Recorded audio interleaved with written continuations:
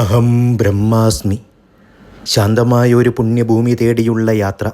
ഗോവയുടെ കാടിൻ്റെ ഹൃദയത്തിൽ മറഞ്ഞുകിടക്കുന്ന കാലാതീതമായൊരു വിസ്മയത്തെക്കുറിച്ചാണ് ഇന്നത്തെ നമ്മുടെ റീൽ.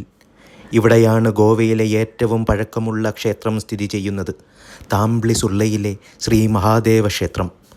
മൊല്ലം നാഷണൽ പാർക്കിനുള്ളിൽ സ്ഥിതി ചെയ്യുന്ന കൊടുങ്കാട്ടിനുള്ളിലെ ക്ഷേത്രം നിങ്ങൾ തീർച്ചയായും സന്ദർശിച്ചിരിക്കണം.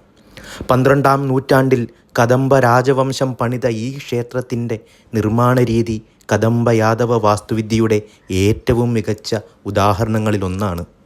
പോർച്ചുഗീസ് ആക്രമണങ്ങളെ അതിജീവിച്ച ഈ കറുത്ത ബസാൾട്ട് ശിലകൾക്ക് പോലും പറയാനുണ്ടാകും നൂറ്റാണ്ടുകളുടെ കഥ. മഡ്ഗാവ് റെയിൽവേ സ്റ്റേഷനിൽ നിന്ന് ഏകദേശം 58 കിലോമീറ്റർ സഞ്ചരിച്ചാൽ നമുക്ക് ഇവിടെ എത്തിച്ചേരാം. ഏറ്റവും അടുത്തുള്ള റെയിൽവേ സ്റ്റേഷൻ കുലേം. ശിവലിംഗം പ്രതിഷ്ഠിച്ചിട്ടുള്ള ഈ ക്ഷേത്രത്തിൽ പുഴയോരത്തുള്ള ശാന്തമായ അന്തരീക്ഷം നമ്മെ മറ്റൊരു ലോകത്തേക്ക് കൊണ്ടുപോകുമെന്ന് തീർച്ച. ഓരോ ശില്പവും ധ്യാനത്തിൻ്റെയും ഭക്തിയുടെയും പരമമായ സൗന്ദര്യമാണ്. ഇവിടെ എത്തിയാൽ ആ മനസ്സു നിറഞ്ഞ ശാന്തത നിങ്ങൾക്ക് അനുഭവിക്കാം. അഹം ബ്രഹ്മാസ്മി. ശാന്തമായ ഒരു പുണ്യഭൂമി തേടിയുള്ള യാത്ര. ഗോവയുടെ കാടിൻ്റെ ഹൃദയത്തിൽ മറഞ്ഞുകിടക്കുന്ന കാലാതീതമായൊരു വിസ്മയത്തെക്കുറിച്ചാണ് ഇന്നത്തെ നമ്മുടെ റീൽ. ഇവിടെയാണ് ഗോവയിലെ ഏറ്റവും പഴക്കമുള്ള ക്ഷേത്രം സ്ഥിതി ചെയ്യുന്നത്. താംബ്ലിസുള്ളയിലെ ശ്രീ മഹാദേവ ക്ഷേത്രം.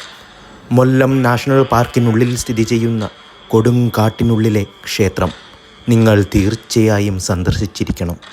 12-ാം നൂറ്റാണ്ടിൽ കദംബ രാജവംശം പണിത ഈ ക്ഷേത്രത്തിൻ്റെ നിർമ്മാണ രീതി കദംബ യാദവ വാസ്തുവിദ്യയുടെ ഏറ്റവും മികച്ച ഉദാഹരണങ്ങളിലൊന്നാണ്.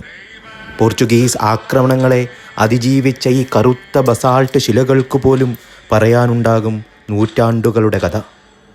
മഡ്ഗാവ് റെയിൽവേ സ്റ്റേഷനിൽ നിന്ന് ഏകദേശം 58 കിലോമീറ്റർ സഞ്ചരിച്ചാൽ നമുക്ക് ഇവിടെ എത്തിച്ചേരാം. ഏറ്റവും അടുത്തുള്ള റെയിൽവേ സ്റ്റേഷൻ കുലേം. ശിവലിംഗം പ്രതിഷ്ഠിച്ചിട്ടുള്ള ഈ ക്ഷേത്രത്തിൽ പുഴയോരത്തുള്ള ശാന്തമായ അന്തരീക്ഷം നമ്മെ മറ്റൊരു ലോകത്തേക്ക് കൊണ്ടുപോകുമെന്ന് തീർച്ച. ഓരോ ശില്പവും ധ്യാനത്തിൻ്റെയും ഭക്തിയുടെയും പരമമായ സൗന്ദര്യമാണ്. ഇവിടെ എത്തിയാൽ ആ മനസ്സു നിറഞ്ഞ ശാന്തത നിങ്ങൾക്ക് അനുഭവിക്കാം.